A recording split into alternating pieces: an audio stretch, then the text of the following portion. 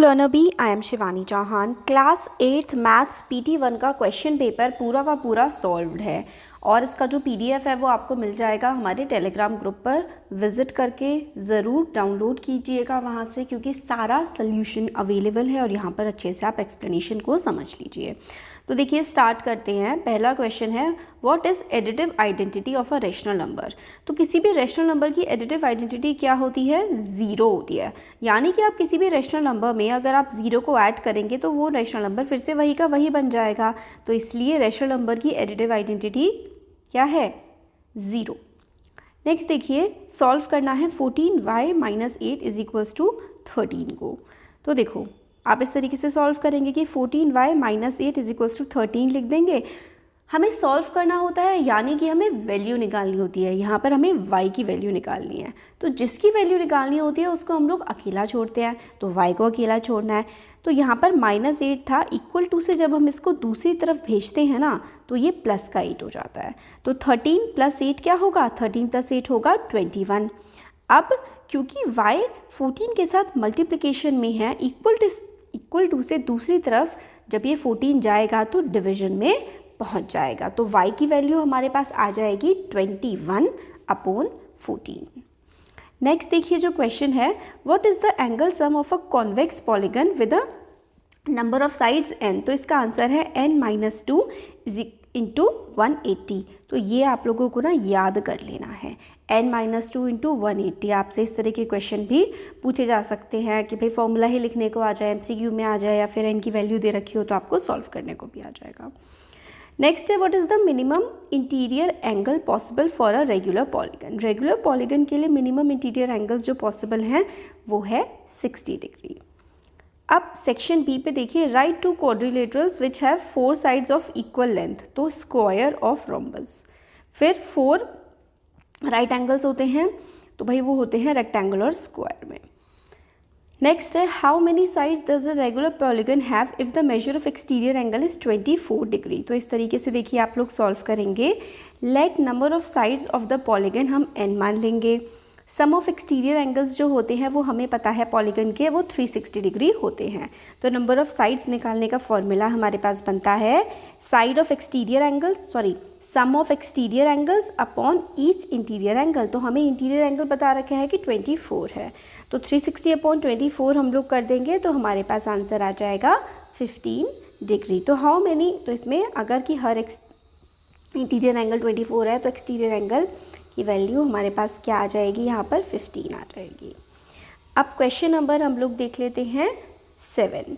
तो ये सारे देख लिया हमने, अब इसको हमें सॉल्व करना है। तो सॉल्व करने के लिए हम लोग को क्या करना होता है कि जो x वाले हैं उनको एक साइड ले जाना होता है।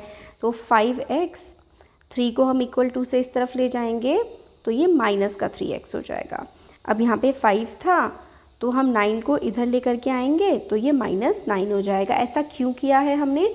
क्योंकि हम जो कांस्टेंट यानी कि जो नंबर्स होते हैं उनको एक तरफ रख देते हैं और ये x y जो भी होते हैं इनको हम लोग एक तरफ रख लेते हैं। अब इसको हम माइनस करेंगे तो ये आएगा 2x, और 5 में से -9 जाएगा तो ये बचेगा -4। तो x क्या आ जाएगा? x आ जाएगा -4/2, यानी कि x की वैल्यू आ जाएगी -2। तो ये हमने देखा क्वेश्चन नंबर 7 सॉल्व कर लिया हम लोगों ने। तो अब हम लोग नेक्स्ट क्वेश्चन देखते हैं। क्वेश्चन नंबर 8, हमें ये बोला गया है कि ये एक पैरेललोग्राम है, इसमें हमें x और y की वैल्यूज़ को फाइंड आउट करना है। तो हमें एक प्रॉपर्टी पता होनी चाहिए कि ऑपोजिट साइड्स जो होती हैं पैरेललोग्राम की वो इक्वल होती हैं। अगर ऑपोजिट साइड्स पैरेललोग्राम की इक्वल होंगी तो ये जो SN है ये GU के बराबर होगा। SN और GU आपस में बराबर होंगे, और NU और SG, तो NU और SG ये जो है आपस में बराबर होंगे। तो हम लोग क्या करेंगे कि भाई GU यानी कि 3y - 1 किसके बराबर होगा? 26 के बराबर होगा, और 3x = 18 होगा। तो इस तरीके से लिख दिया। अब हम इसको सॉल्व कर लेते हैं। तो 26 = 3y - 1 है, हमें दिख रहा है। तो हम क्या करेंगे? 1 को = से इस तरफ शिफ्ट कर देंगे, तो 26 + 1 यानी कि 27, और 3 क्योंकि y के साथ मल्टीप्लाई में है = से दूसरी तरफ जाकर के डिवाइड हो जाएगा, तो ये हो जाएगा 9, यानी कि y की वैल्यू हमारे पास 9 आ गई। अब NU और SG था तो ये तो सिंपल सा था कि भाई 18 = 3x है तो x को हम अकेला छोड़ेंगे, तो 3 जो कि मल्टीप्लिकेशन में था इक्वल टू से दूसरी तरफ जा कर के डिवाइड हो जाएगा और x की वैल्यू आ जाएगी 6। तो यहाँ पर हमारी x की वैल्यू 6 आ गई और y की वैल्यू आ गई 9। अब ये देखो यहाँ पर और वाला जो पार्ट है ये सिंपल है कि भाई देखो एक हमारा जो है यहाँ पे पैरेललोग्राम है या फिर ये पॉलीगन है एक, इसकी सारी की सारी जो साइड्स हैं उनका सम तो 360 डिग्री होगा। तो हमें 3 साइड दे रखी हैं और एक हम लोग निकाल लेंगे। तो 3 साइड्स को हमने सम किया तो हमारे पास 300 आ गया। फिर हमारा एक x था तो हमने 300 को दूसरी तरफ भेजा तो ये माइनस में हो गया और x की वैल्यू आ गई 60। ठीक है, x की वैल्यू हमारी यहाँ पर 60 आ जाती है। अब सेक्शन C है बाइसेक्ट ईच अदर। ऐसे कौन से क्वाड्रिलेटरल हैं जिनके डायगोनल एक दूसरे को काटते हैं? तो भाई देखो स्क्वायर, रेक्टेंगल, रोम्बस। परपेंडिकुलर होते हैं डायगोनल्स तो वो होते हैं स्क्वायर में और रोम्बस में, और जो डायगोनल्स हैं वो इक्वल होते हैं। वो कौन से क्वाड्रिलेटरल में डायगोनल्स आपस में इक्वल होते हैं? तो स्क्वायर में और रेक्टेंगल में डायगोनल्स आपस में इक्वल होते हैं। ये बहुत ही इंपॉर्टेंट है। क्वेश्चन नंबर 10 है rational numbers that does not have a reciprocal. तो देखो 0 का तो उल्टा कुछ होता ही नहीं है, तो ऐसा रेशनल नंबर जो कि जिसका रेसिप्रोकल नहीं होता है वो होता है 0। रेशनल नंबर जो कि अपने रेसिप्रोकल के ही बराबर होता है वो है 1। रेशनल नंबर जो कि अपने निगेटिव के बराबर होता है, तो 0 का पॉजिटिव निगेटिव सब कुछ बराबर ही होता है, तो ये इसलिए आंसर्स हो जाएंगे। और ये वाला क्वेश्चन बहुत इंपॉर्टेंट हमारा यहाँ पे बन जाता है। यहाँ पे सॉल्यूशन था। अब हम लोग देखते हैं क्वेश्चन नंबर 15।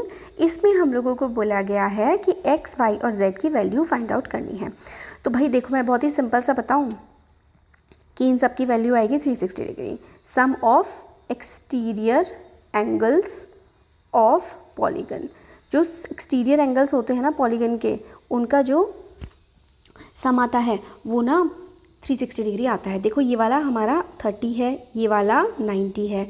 तो ये एक तो हमें डायरेक्ट पता है कि भाई ये देखो सारे के सारे एक्सटीरियर एंगल्स हैं, इनका सम 360 ही होगा। बट मैंने यहाँ पे आपको सॉल्व करके भी दिखाया है कि यहाँ देखो ये 30 है, ये 90 है, तो ये वाला क्या होगा? या तो ऐसे निकाल सकते हो या फिर आप एक और तरीका है, बहुत सारे तरीक़ों से क्वेश्चन सॉल्व हो सकता है। तो एक तरीका मैं आपको यहाँ पे ये बताती हूँ कि ये 30 है और ये 90 है। ठीक है, इनके सामने एक्सटीरियर एंगल है y, तो y की वैल्यू क्या हो जाएगी? इन दोनों के सम के बराबर हो जाएगी।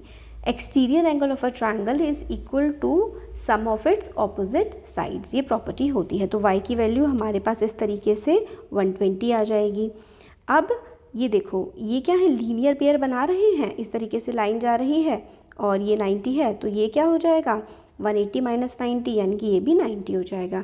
इसी तरीके से z और 30 भी लीनियर पेयर बना रहे हैं, तो z + 30 = 180 हो जाएगा।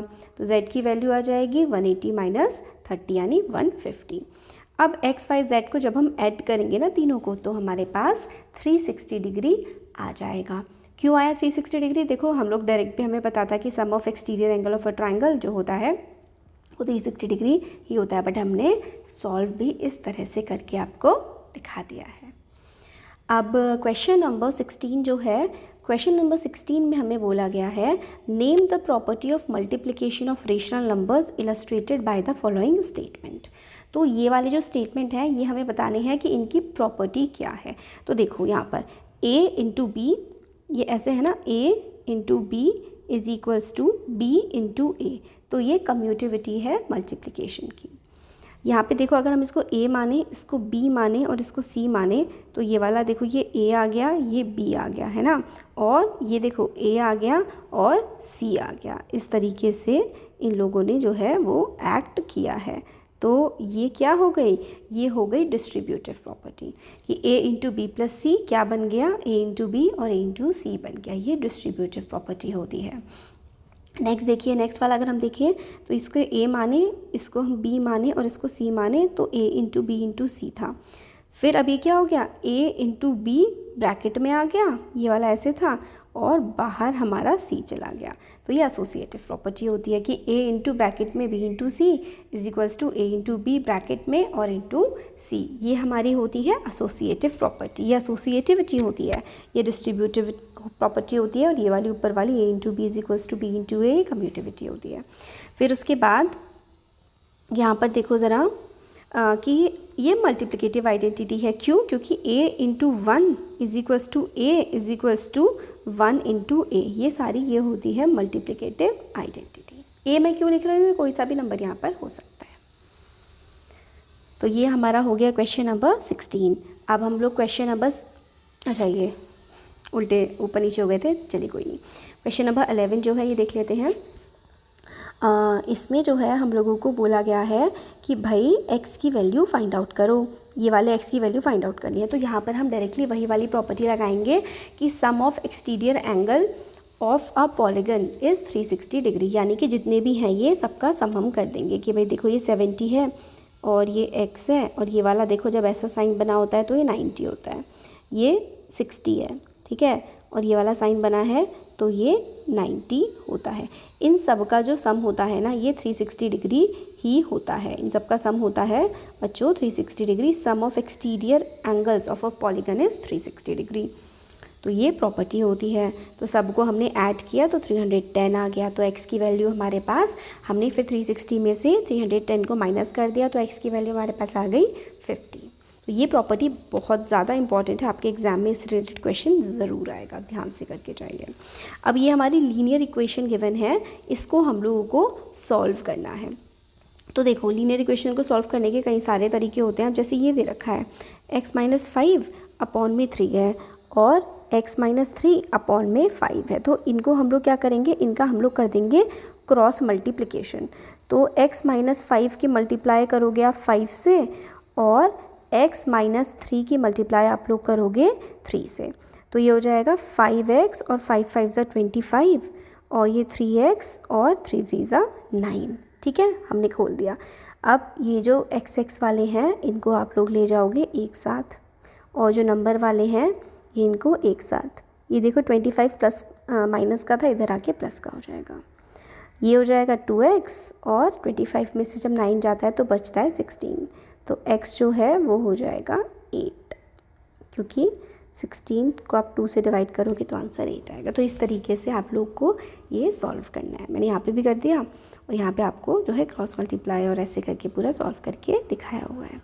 नेक्स्ट क्वेश्चन है जो हमारा, उसमें हमें बोला गया है कि अप्रोप्रिएट प्रॉपर्टी यूज़ करके हम लोगों को इसकी वैल्यू फाइंड आउट करनी है। तो देखो कौन सी प्रॉपर्टी इस्तेमाल हो रही है, कम्यूटेविटी। यहाँ पर देखो ये है, अगर हम इसको a माने इसको b माने, ठीक है, तो ये देखो ये वाला a हो जाएगा और फिर उसके बाद ये एक अलग है c है और ये एक अलग ही नंबर है। तो हम लोग क्या करेंगे, कॉमन लेंगे। तो यानी कि कम्यूटेविटी की मदद से हम लोग इसको सॉल्व करेंगे। कैसे सॉल्व करा है हमने, देखो कम्यूटेविटी की मदद से कि ये वाला जो था ना इसमें 3/5 यहाँ पे भी था, 3/5 यहाँ पे भी था, तो 3/5 को हमने आगे लिख दिया और मल्टीप्लाई कर दिया -2/3 से। ठीक है, इसको हमने ऐसे लिख दिया। फिर ये वाला जो प्लस का 5/2 था ये बिल्कुल ही अलग था, है ना, एडिशन में था, तो हमने इसको लास्ट में बचा दिया। और ये जो था ये वाला, इसको हमने यहाँ पर ऐसे करके लिख दिया। ठीक है, ऐसे हो गया। अब हम क्या करेंगे, क्योंकि 3/5 यहाँ पर भी है और 3/5 यहाँ पर भी है, इसको हमने कॉमन ले लिया और मल्टीप्लाई का साइन लगा दिया। अंदर क्या बचा, अंदर बचा माइनस का 2/3 और ये वाला माइनस क्योंकि हमने यहाँ नहीं लगाया था इसलिए इस पे जाएगा और बचा -1/6। ये ब्रैकेट लगे हैं क्योंकि कॉमन लिया है और ये 4/5 एज इट इज़ रहेगा। अब इसको जब हम सॉल्व करेंगे, ब्रैकेट के अंदर 3 है और 6 है तो हम एलसीएम ले लेंगे 6, तो हम 3 2 जा 6 होता है, इसलिए हमने इस 2 की मल्टीप्लाई 2 से कर दी तो ये 4 हो गया। ये हो गया। अब -4 -1 क्या होता है, माइनस का 5/6। अब हम ब्रैकेट खोल देंगे तो ये 5 से 5 कट जाएगा, 3 1 ज़ा 3, 3 2 ज़ा 6, यानी कि ये हमारा यहाँ पर बचता है -1/2 प्लस 5/2, क्योंकि दोनों के नीचे 2 था तो 2 कॉमन ले लिया हम लोगों ने। इसको मैं अगर यहाँ से ऐसे मिटा दूँ तो ये हमने 2 कॉमन ले लिया और ऊपर क्या बचा, -1 और 5, तो ये क्या हुआ, ऊपर हुआ 4/2, तो 2 2 ज़ा 4, तो आंसर हमारे पास आ गया 2। ठीक है, नेक्स्ट देखो क्वेश्चन जो है, क्वेश्चन ये है कि भाई हम लोगों को सॉल्व करना है लीनियर इक्वेशन को। तो ये हमारा क्वेश्चन है, इसमें हम लोगों को n की वैल्यू निकालनी है। तो जो क्वेश्चन नंबर 14 है इसमें हमें n की वैल्यू निकालनी है। तो हम सबसे पहले क्या करेंगे, n की वैल्यू निकालने के लिए हम लोग लेंगे एलसीएम, इन तीनों का हम एलसीएम ले लेंगे। तो 2, 4 और 6 का एलसीएम आएगा 12। 2 की टेबल में 12 कितने टाइम आता है, 6 टाइम, तो इसलिए इसकी मल्टीप्लाई 6 से कर दी। 4 की टेबल में 12 आता है कितने टाइम, 3 टाइम, तो इसलिए 3 की मल्टीप्लाई 3 से कर दी तो 9 आ गया। 6 की टेबल में 12 आता है 2 टाइम्स, तो 5 की मल्टीप्लाई 2 से कर दी।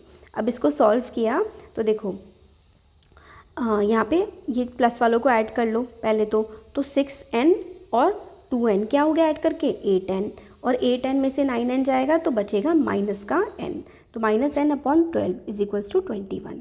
तो बस अब 12 जो है नीचे था इक्वल टू से दूसरी तरफ जा करके वो मल्टीप्लाई हो जाएगा, तो n की वैल्यू आ गई -252। तो ये हम लोगों ने पूरा का पूरा पेपर सॉल्व करके देख लिया। वीडियो पसंद आया तो like share and subscribe. Description में लिंक मिलेगा, उसको आप लोग ज़रूर ज्वाइन करिए चैनल को, बहुत बेनिफिशियल होगा आपके लिए। Thank you.